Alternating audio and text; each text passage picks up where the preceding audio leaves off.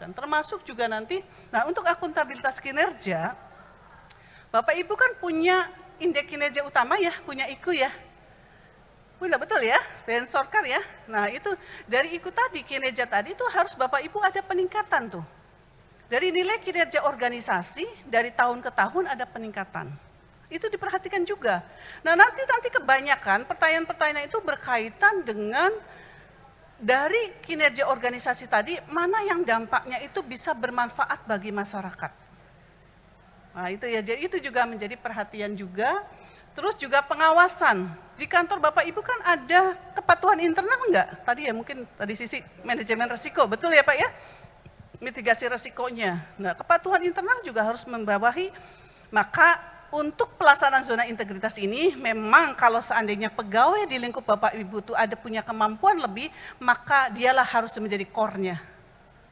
Di kepatuhan internal itulah yang menjadi core untuk ditetapkan dia sebagai penanggung jawab secara keseluruhan di luar dari kepala kantor ya, di luar dari intan. Itu kalau memang dia punya kemampuan. Tapi kalau misalnya Bapak Ibu punya feeling bahwa kemampuannya itu lebih banyak di si A, si B yang lain di luar dari itu ya bisa, tergantung bagaimana kita memilih ya untuk melakukan koordinasi tadi. Nah demikian juga untuk penguatan kualitas pelayanan. Kalau kualitas pelayanan itu biasanya lebih banyak kepada inovasi layanan yang Bapak Ibu lakukan, gitu kan? Apakah bisa bermanfaat, gitu kan? Dan juga ini nanti akan dampaknya kepada hasil survei yang diberikan oleh para pemangku kepentingan tadi. Nah ini dari semua ini, nanti dari dokumen-dokumen tadi ya, mohon maaf yang.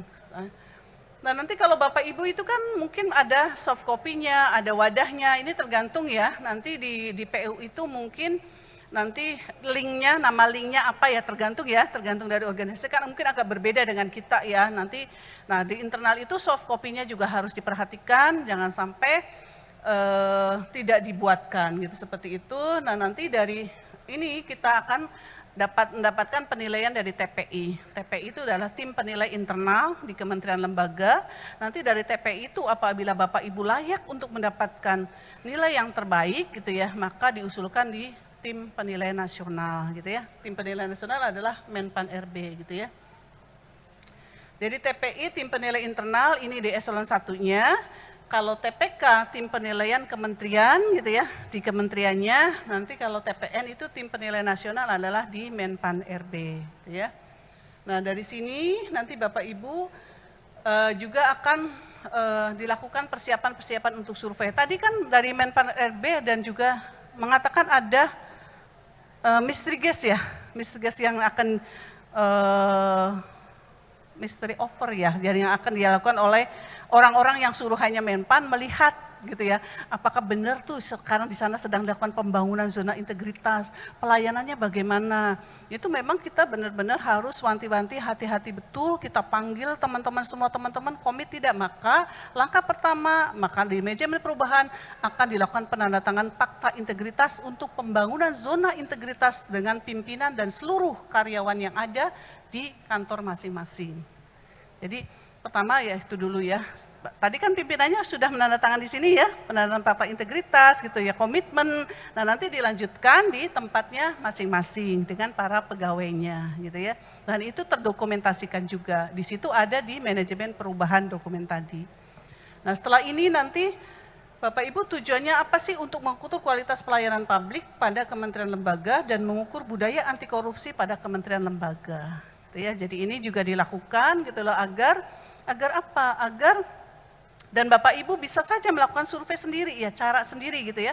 Sebelum dilakukan, biasanya kalau saya kan punya pimpinan Kanwil tuh. Kanwil tuh mencoba untuk memberikan survei kepada satker yang saya layani gitu ya. Di luar dari saya. Nanti Kanwil bisa menilai tuh. Jadi di sini juga mungkin kan eselon 1 Bapak Ibu bisa melakukan survei. Coba dilihat nih dari masyarakat yang dinilai itu bagus nggak memberikan dapat penilaiannya gitu ya. Nah nanti dari situ survei itu harus terus dicoba ya.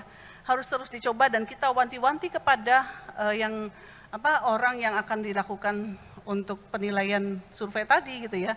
Dan juga harus hati-hati kemarin karena saya dari 3 yang disurvei itu ada ya 3 yang ditelepon oleh Menpan RB. Ditanyakan apakah ada dipandu oleh KPPN pada saat ngisi survei. Nah, itu pertanyaan itu ya memang pertanyaan-pertanyaan yang berbau negatif oleh teman-teman Menpan RB itu pasti ke sini lah gitu ya. Ya tapi kalau kita sudah komunikasinya dengan baik dengan Satker, maka lakukanlah. Kalau Bapak Ibu nggak tahu ya, saya kurang tahu nih, Bapak Ibu tuh sebagai para pemangku kepentingannya itu siapa? Sebagai pengguna layanan yang Bapak Ibu lakukan itu siapa? Gimana Pak? Ya, masyarakat, kontraktor dan sebagainya. Nah, kontraktor, betul ada kontraktor gitu ya. Nah, itu harus Bapak Ibu lakukan intimisi. Tetapi intimisi bukan dalam konteks KKN ya. Nah, itu harus pastikan itu. Intimate itu Bapak Ibu harus pastikan bahwa, dan kalau bisa Bapak Ibu dokumentasikan kalau pada saat Bapak Ibu memberikan pengarahan nih. Kami gitu ya, sudah berkomitmen pada kontraktor misalnya.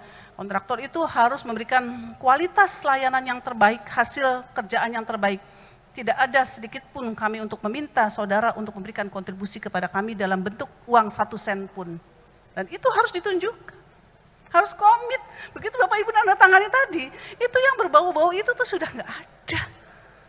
Sudah pastikan. Dan juga justru kita harus menunjukkan kepada masyarakat, PU mohon maaf, yang notabene mungkin mendapat penilaiannya yang banyak ke arah sana, justru harus ditunjukkan bahwa kita layak untuk mendapatkan pengakuan itu.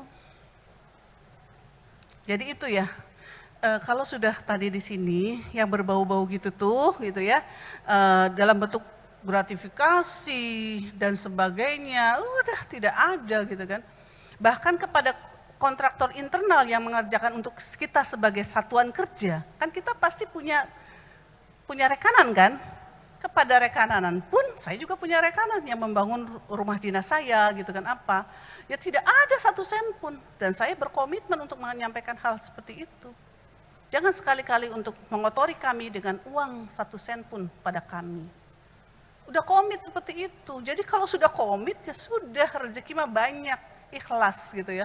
Bahkan kalau sudah mendapatkan, kalau sudah komit itu insya Allah Bapak Ibu menjalankannya juga dengan enak. Hidup itu rasanya nikmat gitu ya. Maka jadikanlah bahwa kerja itu adalah kita adalah ibadah sebagai bentuk pelayanan. Yang nantinya akan memberikan suatu kinerja yang terbaik bagi organisasi kita. Tapi kalau kita sendiri sudah tidak komit, bahkan dinilai oleh anak buah kita masih berbau yang seperti tadi, percuma Bapak Ibu nanda tangan di sini. Ya kan? Percuma ngapain nanda tangan di sini, capek-capek datang-datang dari luar kota ke Cirebon hanya untuk itu, habis itu pulang kantor begitu lagi. Misalnya, mohon maaf, bukan berarti saya menuduh Bapak Ibu seperti itu. Tapi dengan komitmen yang luar biasa tadi, maka itu akan tercipta laporan kita, kinerja kita menjadi lebih baik. Bahkan kita sebagai role model, sebagai manajemen perubahan bisa menunjukkan kepada staf-staf kita bahwa kita layak untuk itu. Bahkan nanti ditanya Bapak Ibu, apakah, saya termasuk ditanya, apakah pimpinan, ditanya kepada Satker, anak buah saya juga ditelepon juga oleh Menpan RB, apakah pimpinannya itu begitu, apakah pimpinannya itu begini. Nah itu, jadi mohon maaf bukan berarti saya nakut-nakutin, tetapi kalau sudah kita komit bahwa kita akan membangun zona integritas wilayah bebas dari korupsi, maka lahir batin kita harus bisa siap untuk melaksanakan tadi.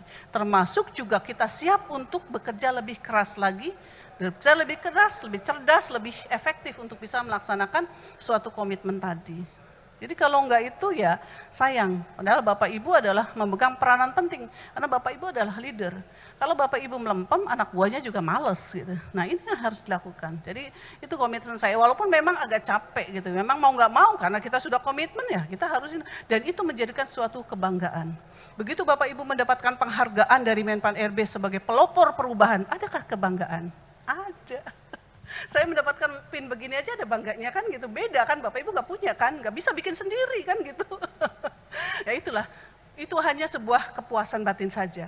Tetapi kalau dalam hal pelaksanaannya sebenarnya kita juga sudah melaksanakan itu, tetapi pengakuan tadi penting, karena itu juga akan bisa menjadi contoh bagi yang lain, ya kan?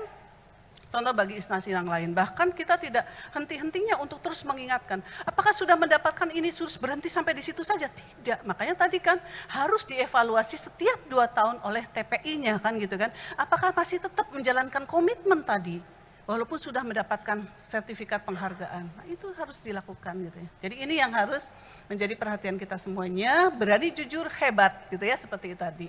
Nah, jujur adalah merupakan bagian dari integritas ya. Apa yang terucap itulah yang dilaksanakan. Jadi makanya kalau kita, mohon maaf, mohon izin, kalau kita dalam beragama Islam, ciri-ciri orang munafik gitu ya. Nah, salah satunya adalah kalau kita berbicara ya, itulah yang dilaksanakan, mendapatkan amanah dilaksanakan, apa yang terucap dilaksanakan gitu ya, seperti itu. Itu adalah ciri-ciri orang yang berintegritas.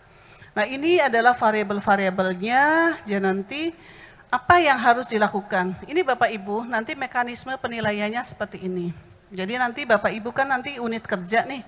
Unit kerja, kalau di kami ada tim penilai Kanwil, kalau Bapak Ibu mungkin nanti dari eselon 1-nya langsung gitu ya, tim penilai eselon 1-nya, nanti tim penilai kementeriannya, nanti masuk ke tim penilai nasional Menpan RB. Nah, pas saat Bapak Ibu pencanangan, langkah yang dilakukan setelah pencanangan itu, Bapak Ibu melengkapi dokumen-dokumen tadi. Nah, ini terus berjalan sampai Bapak Ibu nanti kirimkan laporan-laporan kelengkapan tadi kan. Proses yang sudah Bapak Ibu lakukan itu biasanya kalau Bapak Ibu terintegrasi dengan eselon 1-nya, nanti di kementeriannya itu juga bisa melihat tuh, ya, terintegrasi gitu ya. Ada link ya, link yang bisa untuk melihat sampai sejauh mana kesiapan yang sudah Bapak Ibu lakukan gitu ya. Nanti dari penilaian itu nanti bisa dilanjutkan, diusulkan di Menpan RB untuk dilakukan penilaian yang sesungguhnya.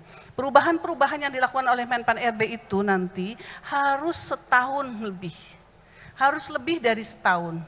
Kalau belum setahun, Menpan RB itu masih Bapak Ibu akan gagal ya, tidak diluluskan karena belum ada perubahan dalam 1 tahun.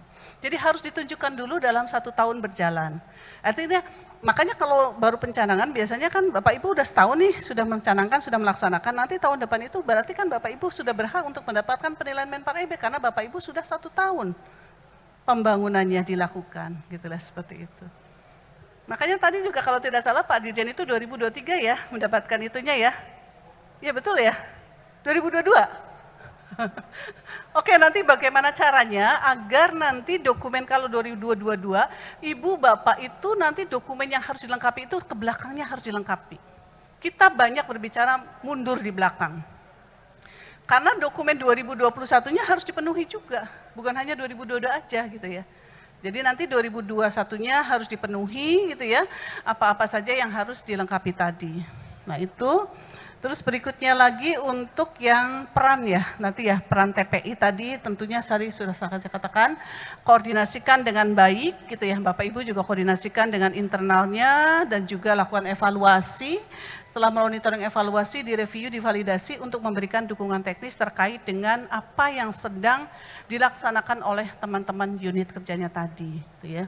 Terus berikutnya ini proses penilaian tadi sudah ya, ini nanti layak Bapak Ibu mendapatkan predikat WBK ataupun WBBM, WBK dulu ya, nanti baru WBBM. Selanjutnya, ini passing grade tadi ya, kalau WBK tadi kan sudah disampaikan ya, minimal dokumennya penilaian totalnya adalah 75% akan mendapatkan kelulusan, tetapi kalau walaupun dokumen kelengkapannya itu memenuhi 75%, tapi kalau seandainya surveinya ada terjadi yang miss negatif, maka Bapak Ibu akan gagal. Karena survei juga penting. Jadi walaupun dokumennya bagus, bahkan mungkin Bapak Ibu nilai dokumentasinya itu 80%, misalnya perubahan-perubahan yang ada di dokumennya tuh, tetapi kalau surveinya ada yang berbau negatif, ada pelayanan yang dari masyarakat itu ada informasi yang kurang baik, maka Bapak Ibu akan tetap gagal kalau dari sisi surveinya tidak terbukti. Nah ini tahun kemarin ya, passing grade-nya berdasarkan Menpan RB nomor 10 2019 gitu ya. Nah ini tetap sama ya, ternyata targetnya sama dengan Menpan RB yang terbaru ya, nilai totalnya 75. Nah tapi masing-masing pengungkitnya harus bernilai 40. Kalau tadi kan pengungkitnya kan 60% ya, jadi 40%-nya itu harus, jadi misalnya manajemen perubahan dokumennya harus terpenuhi 40% minimal. Manajemen tata laksana harus terpenuhi 40%. Manajemen sumber daya manusia 40%. Jadi semua 6 komponen tadi harus minimal 40%. Total keseluruhan minimal 75 gitu ya. Seperti itu. Nah, terus ini surveinya, ya, ini hasil dari, ini hampir sama dengan yang tadi Pak Menpan RB sampaikan gitu ya, tadi pagi. Ini mudah-mudahan ini juga menjadi perhatian kita bersama. Ini adalah apa sih yang harus kita lakukan? Bagaimana sih strategi, bahasanya ya, strategi untuk meraih WBK. Nah, gitu ya. Pertama adalah komitmen. Nah, gitu ya. Komitmen dimulai dari pimpinan, nanti menular kepada karyawan anak buahnya. Yang pertama adalah komitmen, yang kedua adalah kemudahan pelayanan. Jadi Bapak Ibu, kalau layanan yang diberikan oleh Bapak Ibu itu malah membuat ribet, membuat masyarakat kok jadi tambah pusing gitu ya. Padahal kan zamannya sekarang udah era digital, era serba cepat, efektif gitu ya. Jadi pemudahan pelayanan juga menjadi suatu strategi. Jadi strategi pertama komitmen, kedua adalah kemudahan pelayanan, ketiga adalah program yang menyentuh masyarakat. Nah tadi bagus juga ya, Pak Dirjen kan ada senyap gitu. Enggak apa-apa, senyap itu dijadikan sebagai dokumen yang menyentuh masyarakat dan itu manfaatnya dirasakan oleh masyarakat. Boleh, kita punya program yang menyentuh masyarakat yang nantinya bisa memberikan suatu kepercayaan dari masyarakat terkait dengan tugas yang sudah kita lakukan, gitu ya. Jadi program yang menyentuh masyarakat dan yang keempat adalah monitoring dan evaluasi. Jangan lupa ini harus dilakukan. Karena di dalam ISO 9001/2015 sistem manajemen mutu dan di dalam BBK pun kita mengenal adanya PDCA, Plan, Do, Check, Action. Rencanakan, kerjakan, monitoring, evaluasi, dan tindak lanjuti. Maka di dalam melaksanakan sebuah strategi untuk meraih WBK pun, maka monitoring dan evaluasi juga merupakan salah satu strategi yang harus dilakukan oleh kita. Kalau kita nggak melakukan monitoring, evaluasi, apa yang sudah dilakukan oleh kita? Ya, apa dilakukan oleh tim Bapak Ibu untuk melaksanakan WBK, maka Bapak Ibu ya akan gagal. Karena apa? Karena tidak melihat, oh ini berarti masih ada yang kurang, oh ini harus diperbaiki dan sebagainya. Maka jangan lupa monitoring dan evaluasi. Dan yang kelima adalah manajemen media, yang saya katakan tadi ya.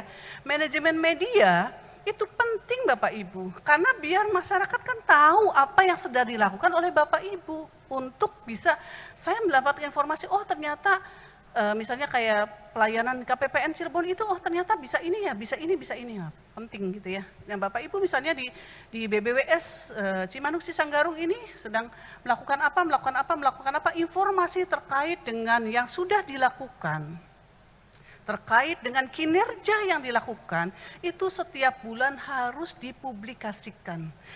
Karena kita sudah transparan ya, masyarakat wajib tahu. Karena apa? Karena kita ini kan dibayar oleh masyarakat. Kita sebagai ASN, itu kan yang membayar rakyat ya. Yang membayar rakyat berhak tahu apa yang sedang dilaksanakan oleh kita. Jadi kinerja yang dilakukan Bapak Ibu wajib untuk dipublikasikan di media massa. Apa sedang dilakukan, apa yang sedang dibangun, kemudahan apa, layanan apa yang bermanfaat bagi masyarakat. Cara-cara mudah Bapak Ibu katanya tidak perlu terlalu ribet ya. Yang mudah-mudah aja, yang mungkin kalau kita mungkin di sini di Cirebonan, bahasa Cirebonan bagaimana caranya dan sebagainya. Masyarakat di luaran sana bisa membuat hal-hal yang seperti tadi. Nah inilah media massa ini ya. Media massa menjadi suatu, manajemen media ini menjadi sebuah publikasi terkait dengan kinerja yang sudah Bapak Ibu lakukan. Jadi 5 strategi inilah yang harus Bapak Ibu bangun untuk bisa menunjukkan komitmen Bapak Ibu di dalam melaksanakan WBK. Nah ini beberapa rekomendasi kepada unit kerja yang belum berhasil, jadi nanti boleh dibaca ya satu persatu apa sih yang harus diperhatikan. Materi ini juga saya dapatkan dari Menpan RB juga. Kenapa kok kita belum berhasil? Apa yang harus kita perbaiki? Jadi di sini ada beberapa ya, nanti Bapak Ibu baca aja gitu ya. Nah seperti ini ya harus diperhatikan. Nah terus ini yang terakhir ya. Raihan predikat WBK WBBM bukanlah akhir dari prestasi suatu unit kerja. Jadi kita meraih WBK WBBM bukanlah akhir dari sebuah prestasi dalam sebuah unit, namun sebagai langkah awal yang strategi bagi unit kerja terkait untuk menjadi role model di dalam menyebarluaskan program pembangunan zona integritas kepada unit kerja lainnya, seperti saya kepada Bapak Ibu gitu ya, dan sekaligus mampu berkomitmen untuk mempertahankan capaian tersebut secara berkelanjutan dalam tata kelola dan layanan kepada stakeholder. Setuju Bapak Ibu? Setuju. Siap? Siap. Pastinya harus semangat. Bapak Ibu harus punya yel-yel yang membuat teman-teman di kantor Bapak Ibu itu punya semangat untuk bisa memberikan kinerja yang terbaik. Karena kalau Bapak Ibu loyo, maka timnya juga tidak akan berjalan dengan baik. Tapi saya yakin orang-orang PU penuh semangat. Luar biasa. Ada pertanyaan dari sini? Masih ada waktu mungkin 5 menit, 10 menit. Silahkan kalau ada yang mau bertanya, ini presentasi saya yang terakhir tadi. Nanti bisa berbagi sharing dengan yang lain. Silahkan Bapak Ibu, mohon izin tadi mungkin kalau ada kalimat saya yang menyentuh itu tidak ada maksud untuk itu, tetapi saya hanya bisa memberikan suatu semangat motivasi untuk kita sebagai pimpinan layak untuk menjadi role model, dan itu dipastikan bahwa teman-teman di karyawan kita itu bisa melaksanakan tugas. Ya silahkan Bu. Terima kasih Bu. Ya. Bagus sekali Bu, paparannya, pengalamannya, mudahlah kita mengerti bagaimana pengalaman Ibu, kita bisa mudah tangkap. Siap. Ada satu hal Bu yang kita tanyakan, bagaimana dengan pegawai tadi ya, yang ya kompetisinya memang sudah sulit untuk diungkit lagi, sehingga memang ya itu lagi yang kita suruh, itu lagi yang kita suruh. Nah ini bagaimana Ibu dengan pegawai-pegawai tersebut strategi dan akhirnya mungkin semua bisa mendukung untuk WPK ini. Itu aja Bu, makasih. Ya, baik, terima kasih, pertanyaan yang luar biasa, yang bagus, dan itu biasanya terjadi di mana-mana, bukan hanya di kantor saya, kemungkinan itu juga mungkin akan terjadi. Tapi langkah pertama, memang kalau bahasa Jawa itu kita harus menguongke ya, gitu ya, menguongke gitu ya. Tapi sudah diuongke kok yang ngono-ngono wae gitu. Ya gitu ya Bu ya. Jadi langkah pertama memang ada bahasa di dalam itu, mungkin bahasanya bahasa klise lah, bahasa yang bahasa teoritis gitu ya, mungkin seringnya ya. Jadi langkah pertama ya saya membagi habis tugas tadi.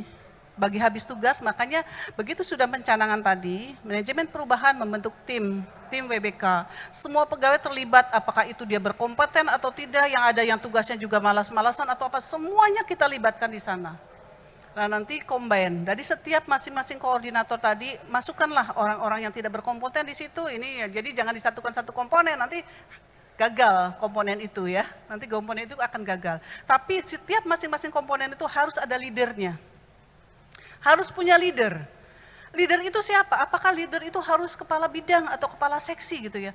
Bapak Ibu, jadikanlah leader itu memang kita memang masih birokrasi ya, kita masih birokrasi. Maka leader itu memang harus pimpinan gitu ya. Di penanggung jawab komponennya itu bisa pimpinan. Tetapi kalau pimpinannya itu memang ada ketidakmampuan dari sisi kondisi kesehatan, mohon maaf gitu ya, itu saya bisa ganti tuh dengan yang lain karena dia tidak layak. Jadi tidak bisa memenuhi walaupun dia pimpinan kepala seksi saya, tapi karena kondisi kesehatannya, karena ini, mohon maaf, mohon izin, tidak dijadikan itu. Jadi kan itu ya, pemilihan itu. Pertama adalah pemilihan koordinator. Nah nanti Ibu sebagai penanggung jawab dari secara keseluruhan, itu yang saya lakukan. Saya panggil tuh masing-masing koordinatornya dan timnya. Saya lakukan itu Bu. Saya panggil masing-masing koordinator dan timnya, nih Anda progres pekerjaannya sudah sampai di mana? Bagi habis tugas dengan ini, oke kalau gitu kamu harus menyelesaikan ini. Kapan bisa selesainya? Itu ya, tapi kalau memang kemampuannya dia ada Bu, karena pegawai kami juga mungkin sakit, memang sudah sulit gitu ya. Tapi kalau dia sehat-sehat saja, kita harus beri dia tanggung jawab untuk itu. Dan kita beri waktu dia. Dan koordinatornya itu tolong dampingi sampai dia paham. Memang kita kan ini ya, kita udah zaman IT, tetapi untuk ngetik saja kadang ada yang nggak bisa juga gitu. Ya, ngetik bikin laporan lama gitu sebagainya. Tapi mereka harus kita dampingi dan harus kita pastikan kasih target waktu Bu. kasih target waktu setiap masing-masing tim komponen tadi. Jadi cara memanggilnya memang, nah kalau tim komponen itu kita harus kita panggil setiap minggu dengan komponen ini, minggu ini dengan ini misalnya ya, kita sebagai pimpinan. Nah nanti pada saat setiap 1 bulan baru kita rembukan semuanya. Kita lihat tuh dokumennya dimasuk ini, oh ini kok baru sekian persen. Bagaimana mengetahui sekian persennya? Dari 10 dokumen baru terpenuhi 3, berarti kan baru misalnya 30%. Itu loh dari situ. Jadi dari kita harus memang kita, dan di situ kan ada sekretaris Bu ya. Jadi ada penanggung jawab gitu ya, ketua gitu ya, terus ada sekretaris gitu ya, terus ada pembangunan. Nah itu harus kita koordinasikan. Jadi memang selama pegawai itu masih bisa secara kasat mata untuk bisa melakukan pekerjaan, maka kita kasih tugas, bagi habis tugas di dalam komponen yang bersangkutan tadi. Kasih dia ngerjakan ini, kamu ngerjakan ini, kamu ngerjakan ini, kamu ngerjakan ini. Nah nanti kita evaluasi, jangan biarkan. Jadi harus kita tagih. Pekerjaanmu sudah dikerjakan sampai di mana? Kamu komitmen, kerjaan ini harus selesai kapan? Tanggal 3 misalnya, ataupun 3 hari kemudian. Maka 3 hari kemudian kita panggil untuk tim komponen itu untuk bisa mempertanggungjawabkan atas komitmen yang tadi sudah dilakukan. Ini kalau ini kan tidak main-main gitu ya. Ini adalah bagaimana ini tuh apa ya, ada rasa malu kita kepada, padahal ini ya, tapi ada rasa malu lah kalau kita memang tidak memenuhi nilai kita jelek, karena itu kan terpapar gitu ya, terpampang nyata ya, bahasanya Sahri ini kan, terpampang nyata gitu ya, terlihat di unit kerja yang lain, kita ketahuan bahwa kinerja kita jelek, oh terlihat tuh, karena kita biasanya dapat penilaian itu gabung ya, jadi satu ya Bu ya, itu sebenarnya menjadi semangat saya juga. Kalau saya begitu ngeliat, kenapa di KPPN Cirebon kok begini? Apa sih sebenarnya yang membedakan? Kita kan sama-sama begini, kenapa kita nggak bisa? Nah, itu yang harus kita semangati kepada teman-teman. Kekuranganmu di mana? Ayo kita bantu, gini dan sebagainya. Misalnya seperti itu Bu. Memang sih ada cara-cara ya, karena kita kan melihat dari karakter orang berbeda-beda. Kayak kita dengan anak kita kan dengan si A seperti ini cara berkomunikasinya, dengan si B begini berkomunikasinya. Nah demikian juga dengan staf kita. Dengan karakter yang berbeda-beda tentunya juga ada cara kita untuk berkomunikasi yang dengan cara yang berbeda. Tetapi intinya adalah dapat hasil itu mengena gitu ya. Mereka akhirnya mau untuk berubah. Memang itu penting. Karena makanya dikatakan tadi, manajemen perubahan itu komponen yang pertama, nomor 1. Karena di situ yang dibutuhkan. Begitu kita komitmen, maka perubahan itu harus terlihat. Makanya di dalam penilaian WBK nanti Bu, pada saat ada di Menpan RB, itu kan harus terlihat. Perubahannya kelihatan di mana? Sebelum Anda membangun WBK, dengan setelah Anda membangun WBK, itu perubahannya ada di mana? Ceritakan. Kalau nggak ada cerita, ya sudah, biasa-biasa aja kok. Gak ada layak perubahan perbedaannya gitu. Jadi itu, jadi harus terlihat deltanya, perubahannya dari sebelum WBK setelah menjadi WBK. Sebelum WBK Bapak Ibu belum melakukan apa-apa. Setelah Bapak Ibu membangun WBK, Bapak Ibu sudah banyak perubahan yang dilakukan. Itu yang harus ditunjukkan di dalam dokumentasi kita. Demikian juga nanti pada saat Bapak Ibu sebagai pimpinan memberikan presentasi gitu ya, seperti itu. Kalau memang nanti modelnya ya, saya nggak tahu ya, mungkin berbeda-beda ya. Kalau kami kan memang presentasi, saya presentasi gitu kan, nanti ada tanya jawab dan sebagainya. Ada waktunya gitu seperti itu. Mungkin itu ya Bu ya. Ada lagi? Sudah Bapak Ibu? Cukup ya. Yang penting semangat Bapak Ibu ya. Walaupun sudah jam 4 tetap semangat. Karena semangat itu memberikan suatu energi yang positif. Apalagi kita sebagai pimpinan harus punya jiwa semangat tadi. Tetapi memang kita harus memahami, mengakui ataupun melihat kondisi dari karyawan-karyawan kita. Tetapi kita juga tidak boleh melempem, kita tidak boleh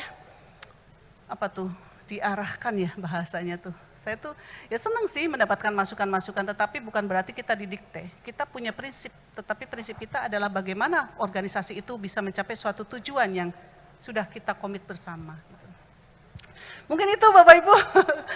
Kalau nggak ada lagi, mungkin cukup sekian dari saya. Terima kasih atas segala perhatiannya. Mohon maaf apabila ada hal-hal yang mungkin tadi saya sampaikan menggelitik, tidak ada satu kata pun yang saya berniat untuk mengintimidasi ataupun melemahkan gitu ya. Intinya adalah kita komit bahwa kita sebagai pimpinan harus bisa menunjukkan perubahan-perubahan itu, dan juga kita sebagai pimpinan tentunya sudah banyak ya rakyat berikan support kepada kita melalui pembayaran-pembayaran pajak gitu ya, sehingga kita bisa mendapatkan penghasilan-penghasilan yang dari mereka bayarkan gitu ya, dan tentunya ini juga komit kita untuk terus memberikan kinerja yang terbaik. Ada WBK, WBBM, tetap aja kita bisa berkomitmen untuk memberikan layanan yang terbaik. WBK adalah suatu bentuk pengakuan, tetapi Bapak Ibu tetap walaupun ada pengakuan atau tidak bagi teman-teman yang belum mendapatkan WBK, tetap semangat untuk bisa memberikan suatu kontribusi yang terbaik dan lihat perubahan-perubahannya di Monef gitu ya, dievaluasi kelemahan-kelemahannya ada di mana pada saat WBK-nya itu gagal, dan ini kegagalan itu bukan berarti berhenti di situ saja, tetapi kita terus untuk memberikan peningkatan kinerja yang lebih baik. Terima kasih atas segala perhatiannya, mohon maaf apabila ada hal-hal yang kurang, dan saya akhiri. Wassalamualaikum warahmatullahi wabarakatuh. Waalaikumsalam warahmatullahi wabarakatuh. Ibu Lili Kamilia SEMSI selaku Kepala KPPN Cirebon sudah sharing pengalaman kepada kita semua sebagai salah satu unit kerja yang telah menerima predikat WBK. Komitmen, kemudahan pelayanan, program yang menyentuh masyarakat. Begitu ya Ibu ya? Tetap semangat, terima kasih banyak. Baik, berikutnya Bapak Ibu, kita masih akan menyimak sharing pengalaman dari salah satu unit kerja yang telah menerima predikat WBK. Balai Besar Pelaksanaan Jalan Nasional Jawa Tengah, Daerah Istimewa Yogyakarta, Kementerian PUPR, oleh Kepala BBPJN Jawa Tengah DI Yogyakarta yang dalam hal ini diwakili oleh Bapak Gali Baskara Aji. Dipersilakan.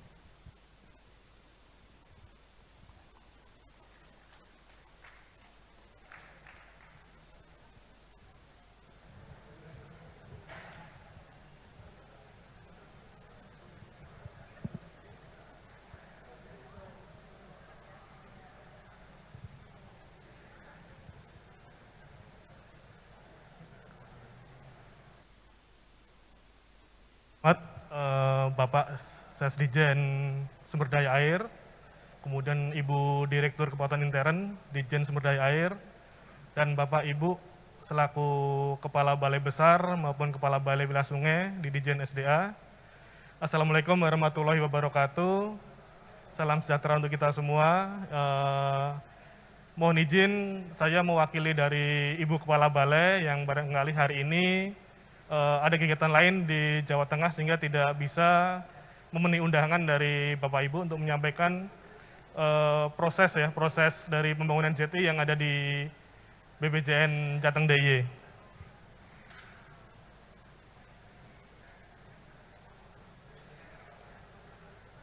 Next, Pak.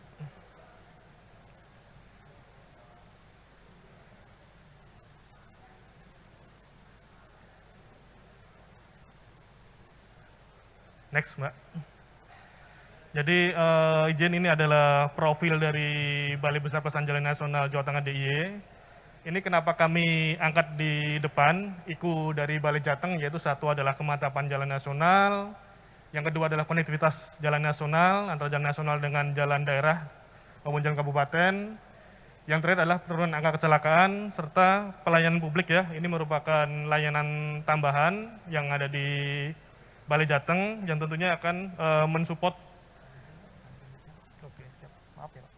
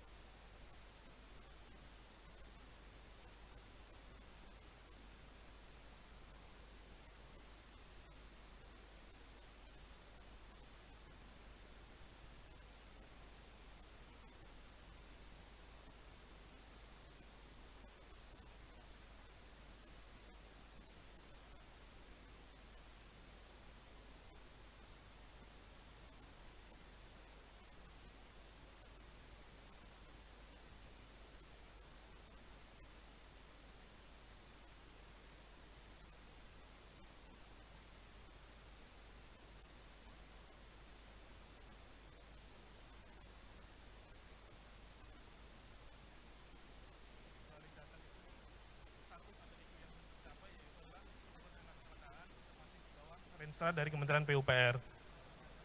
Kemudian yang berikutnya adalah publikasi dari zona integritas. Tentunya di masa pandemi kemarin ini kita kesulitan untuk mengumpulkan rekan-rekan kami yang ada di balai, sehingga proses publikasi ini kita lakukan satu lewat medsos, ini satu ada Instagram, Twitter, kemudian dari Facebook, kemudian juga kita tayangkan di monitor-monitor yang ada di kantor kami ya, di balai, di kantor Satker, termasuk kantor PPK. Kemudian tidak lupa juga ini proses kegiatan apel pagi, ini kita juga lakukan bergantian dengan rekan-rekan kami di agen perubahan. Jadi di situ kita sampaikan sosialisasi tentang nilai-nilai zona integritas di setiap apel pagi yang kita lakukan di Balai Jateng DIY. Next, Mbak.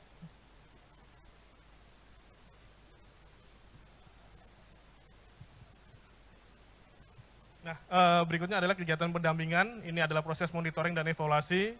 Kebetulan kami kemarin banyak dibantu oleh rekan-rekan dari Jakarta ya, mulai dari tim penilai instansi maupun dari tim penilai UNOR, dari Dirjen Bina Marga maupun dari Sekjen. Sehingga kita mampu ya memberikan proses evaluasi secara periodik 3 bulan sekali, yaitu pertama dari Sedijen, kemudian dari DIRKI juga, dari Dirjen Bina Marga, kemudian juga dari Pokja Pelayanan Publik yang ada di Sekjen. Next, Mbak. Nah, ini adalah agen perubahan kami. Jadi di sini kita bentuk agen perubahan yang di dalam sini adalah berisikan pejabat yang ada di Balai Jateng, satu dari rekan-rekan Kabid, yang kedua dari rekan-rekan Kasatker, dengan harapan bahwa dengan adanya Kabid dan Kasatker tentunya proses perubahan tadi ya, sumbangsih dari agen perubahan tadi akan lebih memiliki wujudnya. Yang berikutnya juga akan memudahkan kami dalam mengumpulkan bukti-bukti dukung terkait inovasi-inovasi yang dilakukan oleh role model kami, agen perubahan kami. Jadi di sini adalah satu dari satker kami, Pak Javid, jadi dia menyelesaikan proses pembangunan jembatan darurat selama 30 hari di jembatan Rebun yang kemarin patah di Pantura. Kemudian yang berikutnya ada Pak Wahyu, ini Kabid Preservasi kami, ini juga sebagai tunas integritas yang ada di Balai maupun di Sekjen. Kemudian ada Pak Stanley, jadi inovasinya adalah proses pemantauan proyek strategis nasional kami. Di sini proyeknya adalah di KIT Batang. Kemudian ada Si Mantap, ini merupakan proses aplikasi ya, informasi dalam pemrograman penanganan jalan. Kemudian yang terakhir ada Si Pakar, aplikasi padat karya, yaitu adalah mekanisme pembayaran upah yang tadinya dilakukan dengan mekanisme TUP, kita lakukan secara cashless, jadi langsung diterima oleh para pekerja yang ada di lapangan. Nah, nanti kita akan banyak sedikit menyinggung bagaimana 3 aplikasi ini memberikan sumbangsih di Pokja Tata Laksana karena mengubah proses bisnis yang ada di kami. Kemudian yang kedua adalah di Pokja Pengawasan, bagaimana 3 aplikasi ini mempermudah kita untuk melakukan pengawasan kegiatan-kegiatan yang ada di Balai Jateng.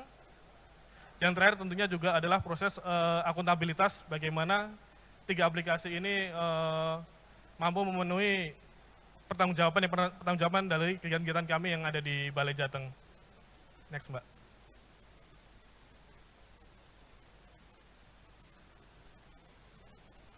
Nah, ini adalah proses evaluasi MONEF yang periodik kita lakukan. Jadi ini memang bukti dukung yang harus kita sampaikan bahwa proses pembangunan Z ini telah dipantau secara periodik. Ini yang mesti kita upload di bukti dukung kita. Next, Mbak. Nah, yang berikutnya ini adalah dampak dari proses perubahan tadi ya di manajemen perubahan. Satu, itu adalah selama bulan Januari sampai Desember ini ada 439 pengaduan tahun 2021. Ini kita sudah tangani semua. Jadi pengaduan ini satu bisa berasal dari medsos kami, bisa melalui email, bisa melalui dia datang sendiri ke ruang pelayanan publik, maupun dari aplikasi lapor, serta aplikasi-aplikasi yang sudah dibikin oleh pemerintah Provinsi Jawa Tengah. Jadi mengingat kita ada pembagian tugas dan fungsi kewenangan ya di jalan, jadi ada jalan nasional, jalan daerah, dan tentunya hal ini tentunya kurang dipahami oleh masyarakat luas, jadi kita sharing informasi dengan Pemprov Jateng, sehingga apabila ada pengaduan kita sharing informasi agar dapat segera ditindaklanjuti. Jadi dari tahun ke tahun ini jumlah pengaduan kita meningkat, ini artinya bahwa jangan disalahartikan bahwa pengaduan ini ada salah dengan Balai Jateng, tidak. Tapi ini adalah kepercayaan dari masyarakat, jadi setiap pengaduan yang ditangani oleh kami ini selalu ditindaklanjuti. Satu, dari standar kami di Dijen Bina Marga, kita memiliki standar batas respon time itu adalah 2 kali 24 jam. Di Balai kita lakukan paling lama itu adalah 1 kali 24 jam sudah ada respon time. Kedua, pengaduan kerusakan jalan, standar kita ada 7 kali 24 jam. Ini bisa kita lakukan 2 kali 24 jam, kerusakan jalan sudah bisa ditangani di jalan nasional. Nah, ini tentunya juga disertai dengan bukti didukung bahwa dokumentasi, foto, dan laporan bahwa memang pengaduan itu sudah selesai ditindaklanjuti, dan ini ada rekan-rekan kami ya dari tim pelayanan publik yang memang senantiasa selalu melakukan update, selalu memonitor kegiatan-kegiatan rekan-rekan kami yang di PPK untuk pengaduan-pengaduan tersebut.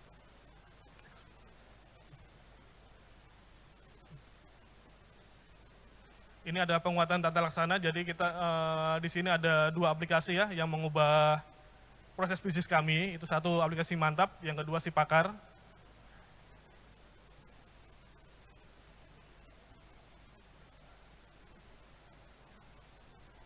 Jadi sebelum adanya Z ini, proses pemrograman kita dimulai secara manual, yaitu kita menggambar strip map jalan. Dari strip map kita formulasikan rencana penanganannya kita, sehingga pengolahan data secara manual ini kan waktu yang lama. Kemudian karena lama tadi juga ada potensi dengan penurunan rating kondisi jalan, kemudian data pemrograman juga tidak komprehensif atau tidak sinergi ya dengan aplikasi-aplikasi yang sudah ada di Dijen Bina Marga, yaitu melalui RMS maupun BMS. Kemudian yang kedua adalah kegiatan padat karya kami sebelum adanya aplikasi Sipakar. Ini adalah pembayaran upah pekerja yang dilakukan dengan uang tunai, dengan uang TUP. Jadi pada tahun 2021 kemarin kita menerima alokasi padat karya ini adalah 400 miliar. Jadi yang semula kita menggunakan TUP, kita lakukan secara cashless. Tentunya ini adalah sinergi kami Balai Jateng dengan Perbankan Nasional ya. Bagaimana caranya kita agar pembayaran upah itu langsung diterima oleh para pekerja. Kemudian yang kedua juga termasuk dengan proses pelaporan. Kita 2021 ini target kita ada 5.100 pekerja yang bekerja di Balai Jateng. Tentunya ini juga membutuhkan proses pelaporan yang lama karena proses masih manual. Kemudian bukti pelaksanaan pembayaran yang harus dilaporkan setiap hari, ini tentunya juga secara manual tentu akan menggunakan resources kita yang ada. Yang kedua tentunya juga akan banyak memakan waktu, mengingat dari tahun ke tahun ini Balai Jateng tentunya juga sama mungkin ya dengan rekan-rekan di Dijen SDA. Kita banyak menerima penugasan, DIPA kita makin naik, resources kita tapi terbatas, terutama kita memiliki constraint terhadap waktu ya. Next Mbak. Jadi dari proses perubahan ini, si Mantap ini nanti akan mengubah proses, tadi mungkin sudah dijelaskan oleh Bu Lili selaku Direktur Kepatuhan Intern, proses refocusing, nanti dia aplikasi ini juga akan menerjemahkan berapa panjang jalan yang harus ditangani, berapa yang harus dipelihara, kemudian berapa jalan yang harus dibangun untuk mendukung rating jalan nasional kami. Kemudian Sipakar tadi merupakan aplikasi untuk updating dan monitoring pelaksanaan padat karya. Ini kita sinergi dengan Perbankan Nasional. Jadi mulai data dari PPK, Satker, kemudian di-input di bank selaku menerima upah tadi, kemudian bank nanti yang akan melakukan transfer atau pembayaran payroll kepada para pekerja sehingga dapat diterima secara langsung dan tidak terpotong biaya apapun. Next Mbak. Nah ini adalah dampak perubahannya, satu dari aplikasi Mantap, kita berharap bahwa IKP rating jalan nasional kita bisa penuhi sesuai dengan rensera kami. Kemudian teman-teman jalan nasional juga, berikutnya juga pemrograman penanganan jalan lebih akurat, kemudian dari Sipakar, pembayaran upah sudah cashless melalui rekening bank sehingga lebih aman dan transparan. Ini bisa kita lakukan monitoring sewaktu-waktu apakah upah tersebut sudah diterima langsung oleh pekerja atau tidak. Kemudian data pekerja padat karya juga lebih real time, akurat, kita bisa monitor setiap harinya, transparan dan akuntabel tentunya. Next Mbak. Ini penataan sistem manajemen SDM, ini barangkali sebetulnya toolsnya sudah ada dari kementerian, ini kita cuma hanya replikasi aplikasi yang ada di kementerian, kita lakukan implementasikan di Balai Jateng. Satu ada e-kinerja, yang kedua ada Bravo, maupun yang ketiga adalah aplikasi e-HRM. Jadi sebelumnya, kondisi sebelum ini adalah satu, tentunya kita perhitungan potongan kinerja dihitung secara manual, kemudian informasi kepegawaian dilakukan secara manual, termasuk di dalamnya adalah monitoring pegawai pada saat WFH, ini juga tidak terpantau output dan kinerjanya. Next, Mbak. Sehingga di Pokja MSDM ini, satu, di proses perubahan, kita lakukan mekanisme penyusunan anjap ABK, kemudian pengukuran kinerja pegawai menggunakan e-kinerja, kemudian penggunaan aplikasi Bravo untuk kehadiran pegawai. Berikutnya adalah perhitungan tunjangan kinerja, kita sudah online, tidak manual lagi. Kemudian monitoring pegawai yang sudah melakukan WFH itu melalui logbook, jadi rekan-rekan kami yang WFH ini setiap harinya dia akan melakukan uploading dokumen berupa logbook, yaitu isinya adalah hasil atau output produk-produk yang ditugaskan oleh pimpinan kepada rekan-rekan kami yang sedang melakukan WFH tersebut. Next, Mbak. Yang berikut adalah penguatan akuntabilitas. Ini ada 4 hal yang kita upayakan di sini, yang kita sampaikan kepada evaluator Menpan. Satu, ada keterlibatan pimpinan. Yang kedua, pengelolaan akuntabilitas kinerja. Ini terkait dengan laporan sakit-lakip. Kemudian informasi capaian kinerja, termasuk di dalamnya adalah upaya peningkatan SDM yang melakukan pengelolaan laporan sakit dan lakip. Jadi di kondisi sebelum ZI, ini kita ada rating keselamatan jalan nasional yang belum terpenuhi, ada 1 hal. Kemudian yang kedua ada keterlibatan pimpinan, ini belum terdokumentasi dengan baik di kegiatan kami. Kemudian jumlah SDM yang berkompeten, artinya yang tersertifikasi untuk menyusun laporan sakit lakip juga masih terbatas dan tidak didukung oleh sertifikat. Next, Mbak. Dan ini adalah proses yang dilakukan di Balai Jateng dari mulai penyusunan rensra, penyusunan perjanjian kinerja, rapat bulanan, penyusunan rencana aksi, kemudian penetapan tim evaluator, ini selalu kita dokumentasikan dengan baik. Kemudian kita juga selalu melibatkan pimpinan yang ada di balai kami dalam setiap proses penyusunan tersebut. Nah, ini adalah cascading perjanjian kinerja tahun 2021.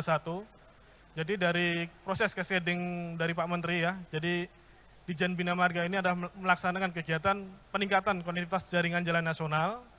Kemudian ke Dijen Bina Marga, sasaran strategisnya kita adalah peningkatan konektivitas jaringan nasional yang diturunkan menjadi 3 IKSP. Satu ada tingkat aksesibilitas, yang kedua penilaian kondisi jalan, yang ketiga adalah penilaian keselamatan jalan, dan diturunkan kembali di levelnya Balai Jateng DIY. Ini melalui metode SMART ya. Satu, SMART itu S spesifik, artinya kegiatan-kegiatan kita sudah spesifik jelas. Satu, ada pembangunan jalan, pembangunan jembatan, ada penambahan lajur, pemeliharaan rutin jalan jembatan. Yang berikutnya adalah M itu measurable atau dapat diukur, jadi sudah ada satuan yang jelas. Contohnya yaitu pembangunan jalan sebanyak 1.940 km, kemudian ada pemeliharaan rutin jalan jembatan sebanyak 1.429 km. Kemudian yang berikutnya adalah relevan, tentunya ini juga sesuai dengan rensa yang ada di Kementerian PU. Yang T terakhir adalah time bound, ini artinya adalah memiliki waktu penanganan yang jelas, selama 5 tahun kita akan melakukan kegiatan apa saja. Nah, aplikasi Simantap tadilah yang menjembatani proses cascading dari Dijen Bina Marga, sehingga membentuk capaian-capaian kinerja yang harus dilakukan oleh Balai Jateng DIY. Sehingga dampak perubahannya, satu dokumentasi kita sudah memadai untuk pelaporan sakit lakip. Kemudian kualitas pelaporan juga sudah diperbaiki. Jadi di tahun 2021 ini kita laporan sakit lakip kita sudah naik. Kemudian yang berikutnya adalah evaluator sakit telah didukung sertifikat. Kemudian ini masih dalam proses perhitungan terkait dengan rating keselamatan jalan nasional. Jadi diharapkan dengan upaya-upaya ini rating keselamatan jalan nasional kita sudah tercapai sebagaimana diamatkan di rensra kita ya. Yang berikutnya adalah penguatan pengawasan. Ini bagaimana satu aplikasi SISDO ini memperkaya proses pengawasan yang ada di balai. Yang kedua adalah SIPAKAR. Yang ketiga adalah sinergi antara Balai Jateng dengan kementerian atau lembaga lain di luar Kementerian PUPR. Di sini kita mengambil contoh adalah dengan Kejaksaan Agung. Kemudian proses penanganan pengaduan. Yang berikutnya adalah proses implementasi manajemen risiko yang ada di Balai, terutama untuk core bisnis utama kami terkait dengan penyelenggaraan jalan. Yang berikutnya adalah pengendalian gratifikasi dan whistleblowing system yang ada di Balai Jateng DIY. Jadi satu, kondisi sebelum ZI kami, progres fisik dan keuangan tidak terpantau dengan mudah. Mengingat juga kemarin proses pandemi, kita kesulitan untuk melakukan monef ke lapangan. Selama 3 bulan kemarin juga kita WFH 100% di kantor, di WFH di rumah 100%. Kemudian proses evaluasi proyek strategis nasional kita tidak terpantau dengan up to date. Kemudian data dan pelaporan ini sumbernya bermacam-macam sehingga tidak akurat.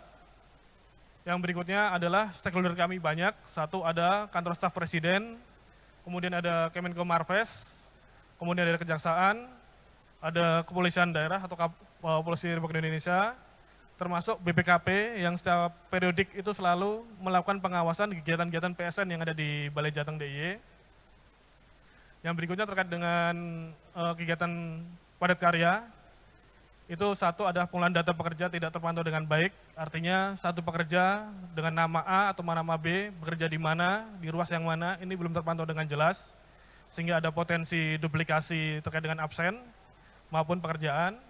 Kemudian data informasi juga belum terpantau dengan baik, target HOK kita juga tidak terpenuhi. Kemudian juga para stakeholder kami ini tidak memiliki pelaporan yang seragam. Kemudian dari hasil audit BPKP dari padat karya, kita juga terjadi kerugian negara ya akibat dari proses pengelolaan data yang tidak terintegrasi pada tahun 2020. Kemudian di pengaduan kita juga belum terpantau dengan baik. Yang berikutnya juga tingkat partisipasi masyarakat juga masih jelek. Kemudian pengamanan PSN juga hanya bisa dilakukan atau diakses oleh internal kami yang ada di Balai, karena data kami, EMON itu juga bersifatnya dapat diakses saja oleh internal PUPR. Kemudian di manajemen risiko juga kita belum tersusun peta risiko yang ada di Balai maupun di Satker. Kemudian yang berikutnya adalah pengendalian gratifikasi ataupun whistleblowing system belum tersosialisasi dengan baik di Balai Jateng DIY. Jadi ini adalah proses perubahan dari aplikasi SISDO. Yang kedua juga penggunaan aplikasi Sipakar untuk memudahkan pemantauan padat karya. Ini mungkin nanti kalau ada waktu kita bisa tayangkan videonya sebentar. Next, Mbak. Kemudian ini adalah proses pengawasan ya. Kita kerjasama PKS dengan Kejaksaan Agung untuk pengamanan PSN yang ada di Balai Jateng DIY. PSN ini satu, kita ada KIT Batang. Dua, ada pembangunan jalan tol Semarang-Demak. Yang ketiga tentunya ada KSPN Borobudur yang ada di Jateng DIY.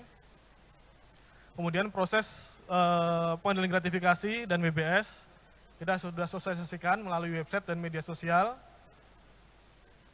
Nah, ini adalah proses penyusunan manajemen risiko. Jadi dari awal kita mulai dengan survei CEE.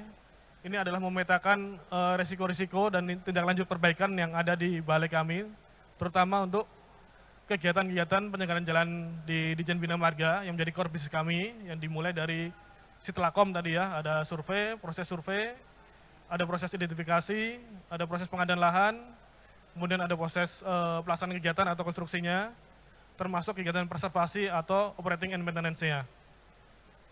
Nah, tabel ini nanti akan menjadi tabel identifikasi potensi risiko Balai, yang selanjutnya nanti akan menjadi pernyataan risiko termasuk tindak lanjut yang diperlukan. Jadi di sini dari tindak lanjut ini dapat berupa surat edaran atau surat himbauan dari Kepala Balai untuk memitigasi risiko-risiko yang mungkin akan terjadi selama proses kegiatan kita berlangsung. Kemudian ini berikutnya adalah proses sosialisasi terkait dengan kanal-kanal pengaduan yang ada di Ditjen Bina Marga. Satu, ini ada pengaduan WISPU, kemudian dari aplikasi lapor yang sudah terkoneksi langsung dengan KPK, kemudian termasuk juga melalui medsos, sehingga dampak perubahannya dapat terlihat di kami. Satu, partisipasi masyarakat yang terus meningkat, karena proses pengaduan ini selalu langsung dipantau oleh rekan-rekan kami. Yang kedua juga proses tindak lanjut yang lebih responsif. Kemudian yang berikutnya adalah awareness ya dari rekan-rekan kami yang di lapangan ini meningkat. Kemudian berikutnya dampak perubahannya dari aplikasi Sisdo dan Sipakar. Satu, penyelesaian permasalahan dapat serta monitoring mutu dapat terpantau secara up to date. Aplikasi juga user friendly. Data Monef juga langsung terupdate ke stakeholder kami, termasuk ke Menko Marves, kemudian ada kantor staf presiden juga, termasuk ke Kejaksaan Agung. Kemudian juga proses kegiatan PSN kami juga ahead schedule di sini, kita ahead schedule di 10%.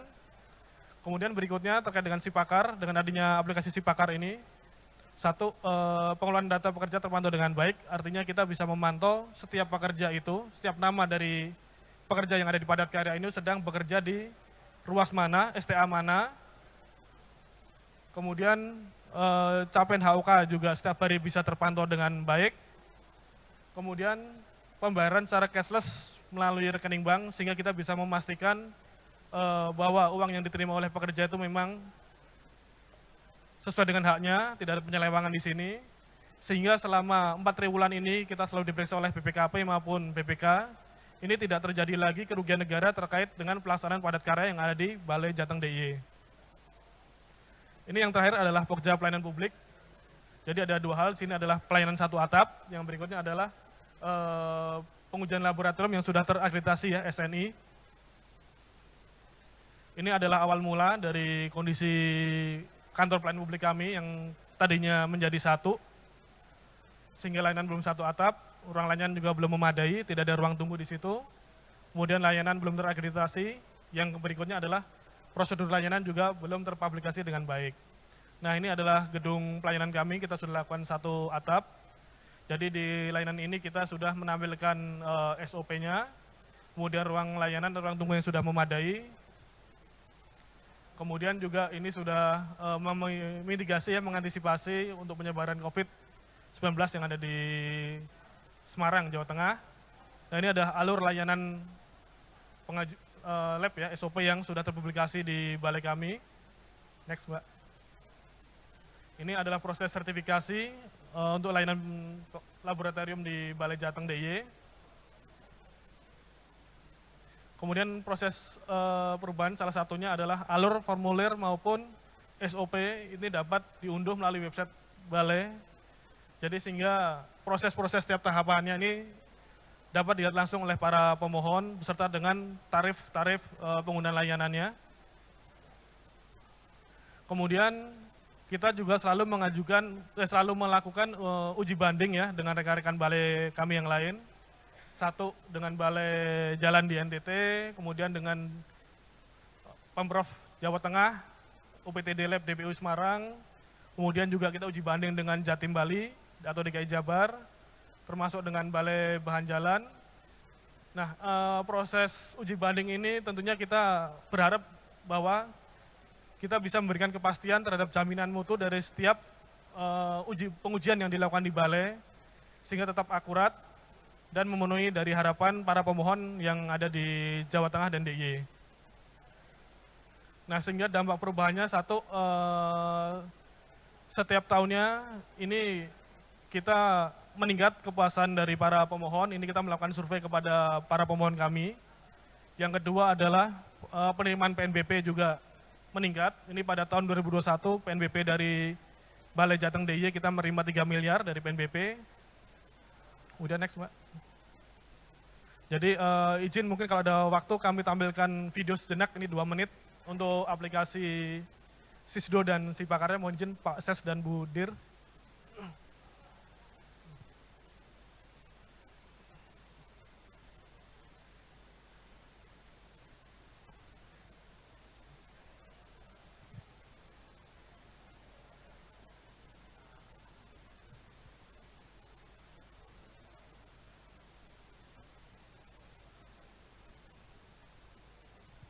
Jadi mohon izin Bapak Ibu, ini adalah aplikasi Simantap ya, yang memiliki fungsi untuk melakukan proses pemrograman